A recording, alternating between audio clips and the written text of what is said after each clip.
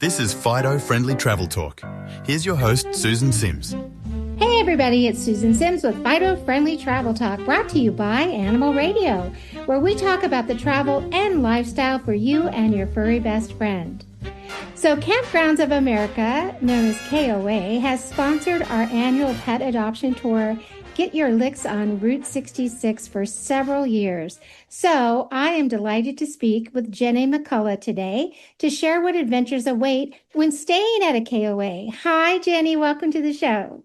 Hi, thanks for having me. Hey, it's my pleasure. So for those of us who have not ventured out to visit a KOA, can you just give us a little bit of history on that?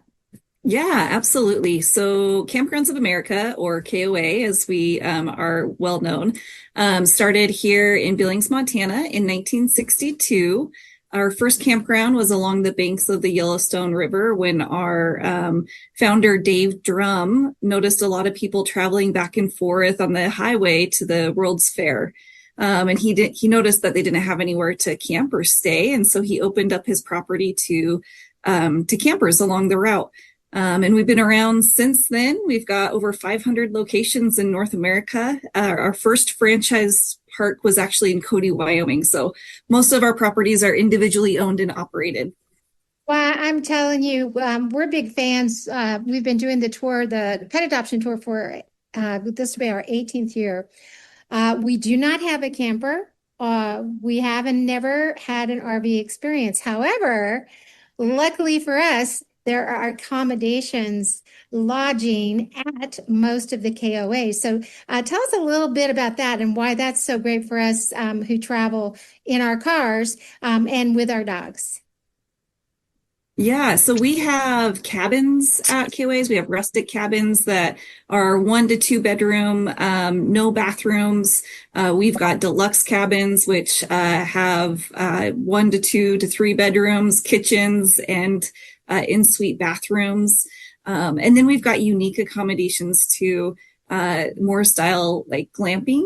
So safari style tents. We have tree houses. Some of our campgrounds have cabooses.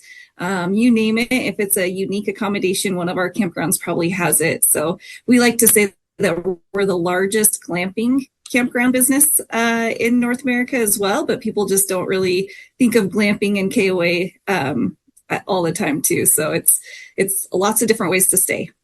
One of our favorites, I have to tell you, is the Fort Collins, Colorado spot for us.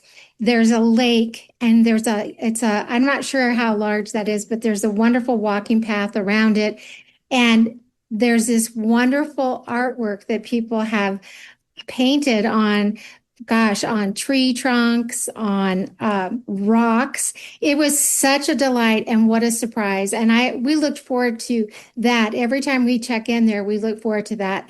It never gets old. And I know that they're not all the same, but that just happens to be one of our favorites. And another thing I'd like to point out are the little dog parks that most of these KOA campgrounds have. And I looked on your website and it looks like you have something new. It's the Paw Pen sites, and that's PEN. Tell us about those. Yeah. Well, first, we do have all of our campgrounds do have what we call the Camp Canine, which you just referred to. It's the little fenced-in dog areas for our furry friends who are camping with us, so they can be off leash. But a couple years ago, we took that one step further, and so now campers, whether you have an RV or a cabin or a unique accommodation, even some tent sites have paw pen sites. So your little pup doesn't have to be on a leash the whole time you're at your site. There's a fenced in area that they can be like their little mini yard, and they can have freedom to kind of roam around without being on a leash. And those are very popular sites with our campers. That's really cool because I've over the years seen people with their fifth wheels and so on, and they have their own little setup. So this kind of just takes that a step further. So those of us that don't have that, it's perfect for letting our little ones be out there at the same time that we are without having to leash them up. And now, do you allow other pets besides dogs? Yeah, we do. Every campground's different in what they allow because they're all individually owned and operated. But we have seen miniature pigs. We've seen normal sized pigs. We have goats that visit campgrounds quite often. Many of our campers have cats, especially some of our long-term campers. So we've really kind of seen every kind of pet that you can imagine at our KOA campgrounds. Oh, and I know this year's special, we're celebrating the 250th anniversary of America. And on Route 66, there's going to be, all types of things happening this entire year. So we are looking forward to our trip again and looking forward to staying at several of our favorite KOAs. And before I let you go, is there anything else you would like our listeners to know, and what's the best place for them to learn more? Well, the best place to go is just KOA.com.